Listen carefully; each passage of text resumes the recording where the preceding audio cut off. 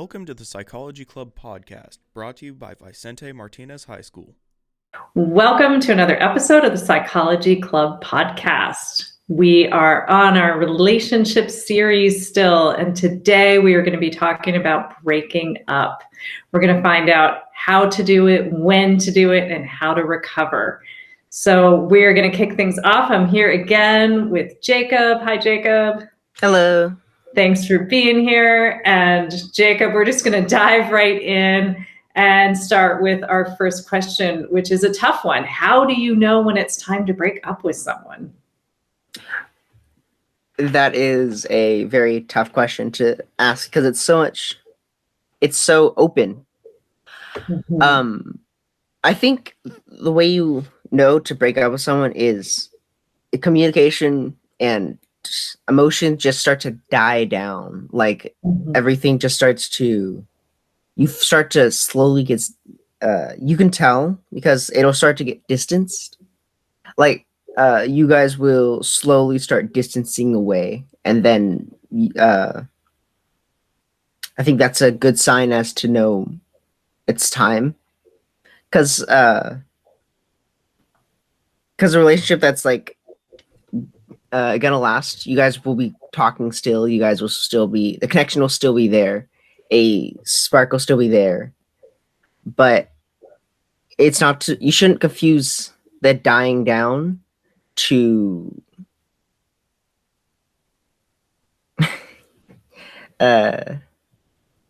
this is such a difficult question. It is, right? This is not, there's no like one answer. That's what makes it so because like there's when also it happens, you have to break up. Yeah, because it's really hard. This whole subject of breaking up is so subjective. Everyone has a different reason. Everything is different. So in the end, it's kind of like, it's a cliche saying like, and you know. Yeah. Kind of like listening to your gut, listening to your intuition. Yeah. Like if you feel like it's like, if it's not working out, if you feel like you're starting to have a lot of pain to stay in a relationship, or you're feeling like you're trapped, then it's time. Yeah. Gosh, that's a great word. Like if you're feeling trapped or kind of losing yourself, feeling like you're not able to be yourself anymore. It sounds too like you were kind of talking about like, it's so personal. So it's sort of like what your personal values are. Are you getting what you need personally from this relationship? Is this person treating you the way you deserve and want and need to be treated? Are you still connecting with this person? Is the communication there? Is the spark there? All those things can kind of help you determine. And I know it's kind of cheesy, but something that helps a lot of people is just like a simple pros and cons list. Like if you're kind of struggling and you're not sure, it's, just putting it down on paper sometimes really helps you see the issues, see what's good, see what's bad. And then like, I guess my other tip is like to sort of think back to when you first got together. What attracted you to this person? What was good in that moment in the relationship? And then to sort of see, are you still feeling those things? Like, can those like little sparks come back? Is the romance still there?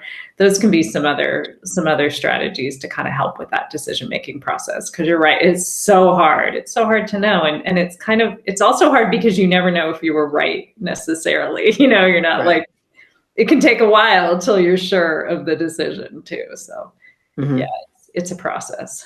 For sure. Okay, well, we started off with a hard question. Let's see if this one's a little easier. All right, this is kind of like we can just do boom, yes or no, or we can dive deep. Should you break up with someone who cheats on you?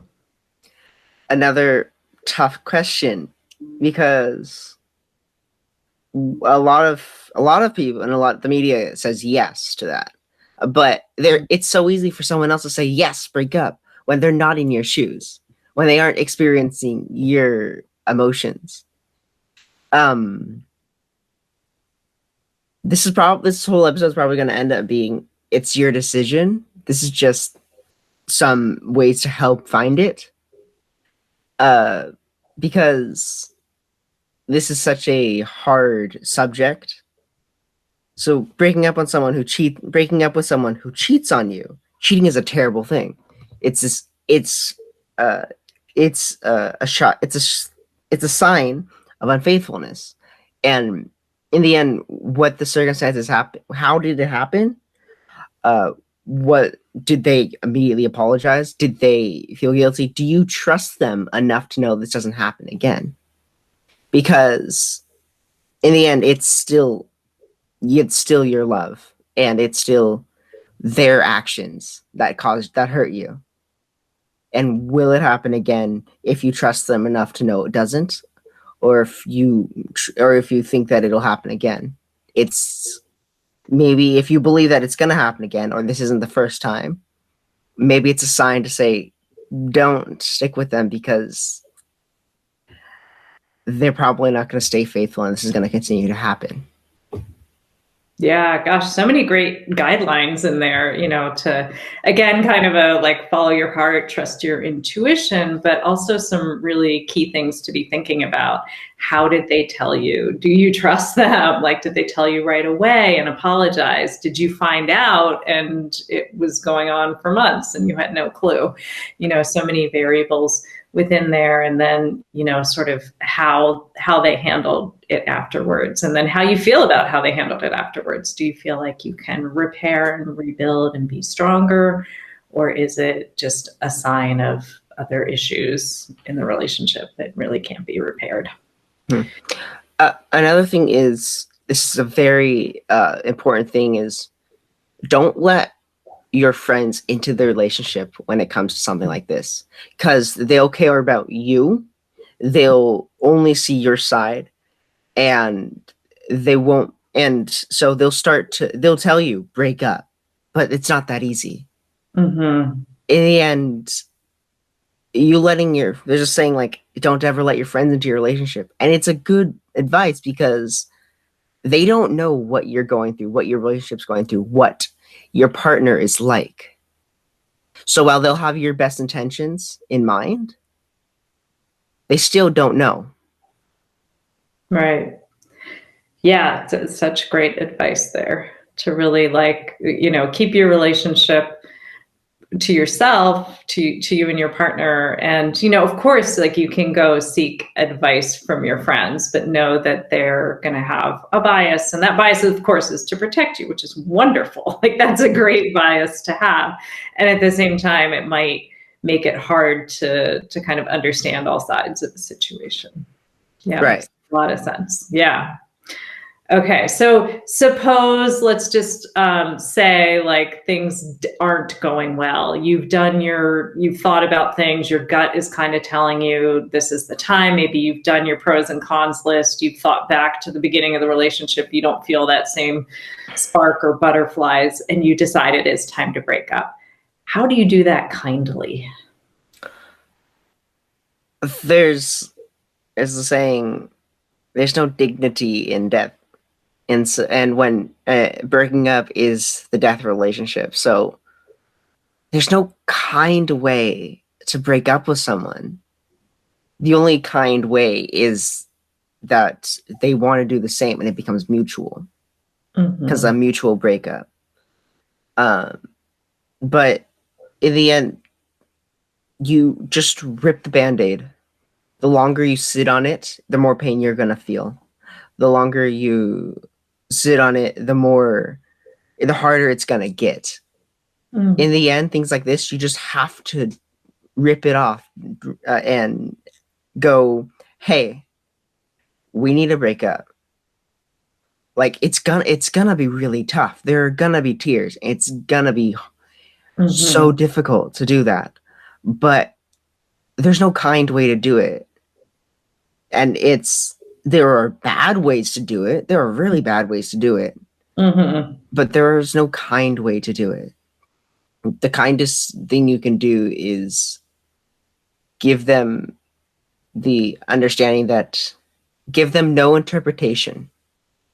It's like what a doctor does when they're talking to a patient, telling them a diagnosis or something. They don't leave interpretation. Like when they're telling a loved one when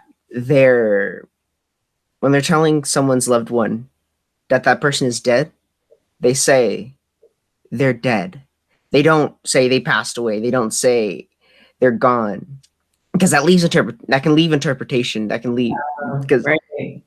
they say blunt faced they're dead, because you giving them hope only makes it worse.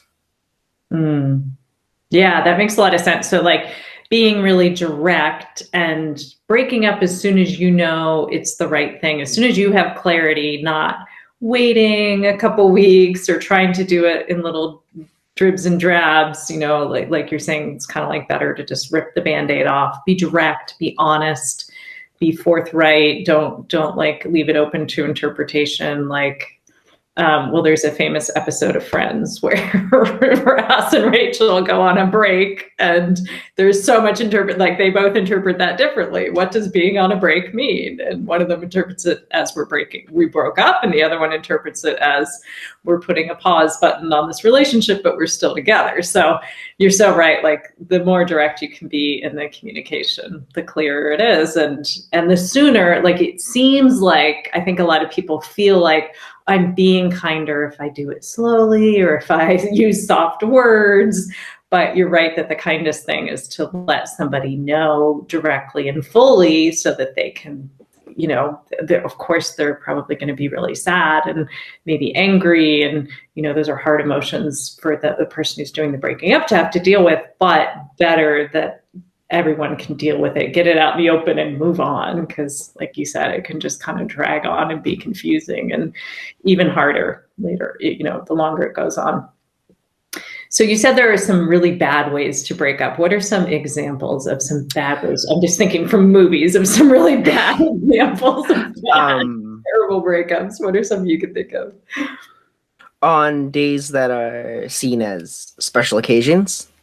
Oh, like where something that's constantly reoccurring. So then there's that. It was once a day of joy.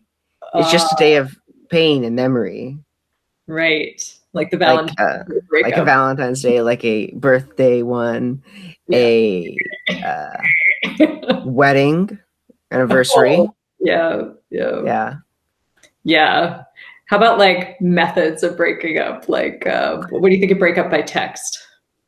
Breakup by text, I think it's very rough.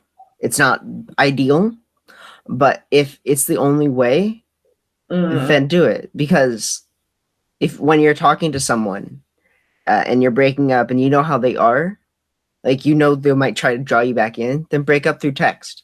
Oh, that's because really if you're talking to someone, there's the voice and there's the there's the pulling back in, because people can use their words and pull people back in while they're trying to break up. And so it just becomes harder and you get trapped again. Right. If breaking up through text is the only way it will stick, then do it. Yeah, that makes sense. Okay, you've converted me. I thought that was 100% bad method, but now I understand again. It's kind of like everything else. Like, there's a context to it, and going into it thoughtfully, I think is kind of what you're saying. So if that's your best option, then go for it and do it and be direct, versus waiting until you have to see the person and then get sucked back in when your heart's not really in it, and then it's just prolonging the whole process. Yes. All right. Okay. So now we're kind of moving on, and someone just broke up with us. How do we handle that? What are some ways to handle the stress of a breakup? Well, now flipping the tables from being the one to break up to being the person broken up with. There's a lot of stress. There's a lot of pain that can last. Studies have shown it can last up to 2 years to get over someone. Wow, I did not fully get over someone. Yeah, makes sense too. It really does. Yeah. And it can. So that's going to be on you for a while. You're going to be feeling a lot of pain. And I've had people and friends and such who have broken up a long time ago or recently, and it's the same. They still miss the person. They're still in a lot of pain. So having a support group, it's got something that we're going to be talking about a lot to get in this thing is having a support group, having a group of friends, or that one friend to talk to air out your grievances, get stuff off your chest, one that you can fully trust to talk to. That's the one that's your support group. It doesn't have to be a group of people. It can be one person. It can be your dog, even if it helps you. If it ends up helping you get through something, then it's your support group. It's your cane to lean on. It's that soft bed to lay in while everything else is pain. Mm-hmm. Yeah, gosh, that's so beautifully said. Your soft bed to lay in while everything else is pain. Yeah, exactly. So just thinking of all those things that can create that kind of soft, safe space for you while you're in pain. So it could be friends, it could be pets, maybe like favorite music, chocolate is good. Chocolate. You know, we didn't go the food route yet, but there's lots of comfort. Like comfort, I guess, is kind of the theme here. Like comforting, comforting things, comforting people, comforting animals. Okay, well, this is it's sort of a similar question. So we're kind of continuing this thread. How do you recover from a breakup? So that's sort of like the immediate aftermath. You're kind of surrounding yourself with comfort, but let's talk more that long term, especially since you said it can take 2 years to kind of fully get over a relationship. What does that longer recovery period look like? Well, if you're talking to friends and friends will say, get back into the dating scene, get back out there. That's terrible advice. Don't do that because you're going to end up still in that pain and you're going to end up losing more of yourself getting back into the dating scene and pushing yourself rather than letting it naturally happen. Mm-hmm. It's like kind of like a C-section. There's a soft and then there's a regular. Regulars, like they pull it out. They pull out the baby. The soft one is they're more gentle. It's more natural to how the baby is more ready, even though you're taking them out before they're expected. It's still more ready to be softly, naturally happening.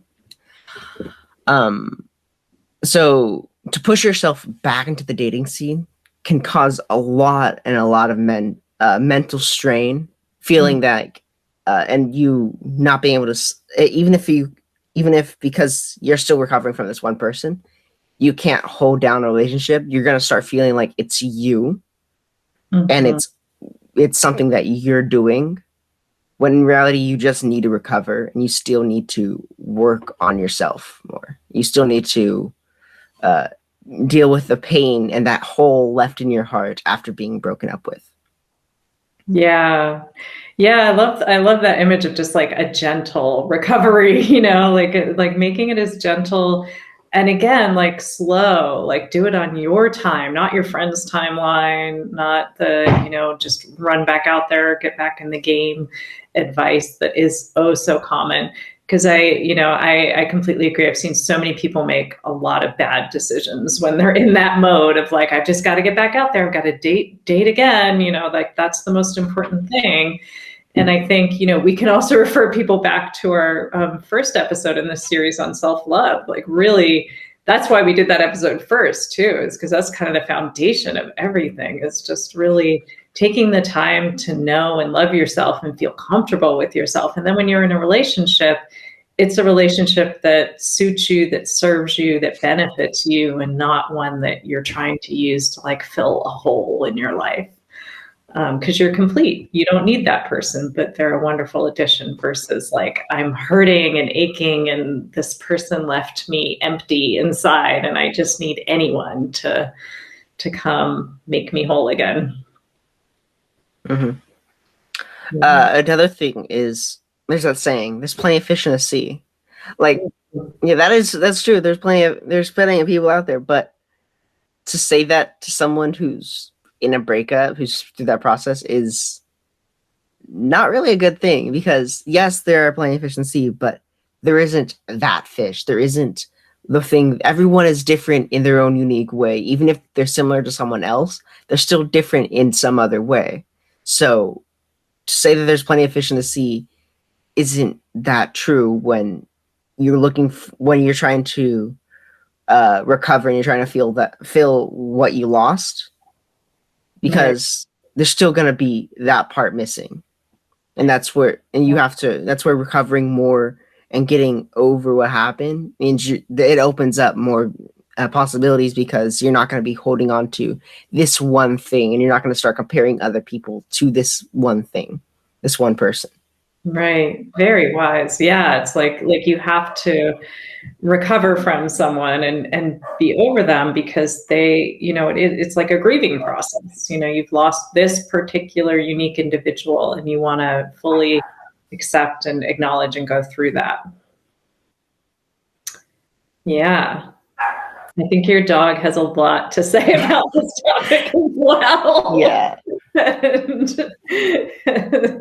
They tend to choose the wrong times to start barking. Yeah, absolutely. Well, dogs are smart. Your dog wants to be. We'll interview your dog next week. All right. Yeah. Any final words on this topic? This is a tough one. It's very personal, very painful. And, any final thoughts? Not really. Not this time. Yeah, well, awesome. I covered things while we were going through it. So yeah, completely. Yes, yeah, and I think we just like any of you out there watching who are going through a breakup or recently went through one, definitely. We hope that you can kind of take the time to recover and just be kind to yourself right now. And then if you're in a position where you're struggling to decide if you want to be in a relationship, again, take the time, listen to your intuition, take the time to make the decision, because it all, like we said last week, it kind of all comes back to self-love. Know yourself, love yourself, and everything will flow from there. All right. Well, Jacob, thank you so much. And this has been another episode of the Psychology Club podcast. We'll see you next time. See you guys next time. Bye.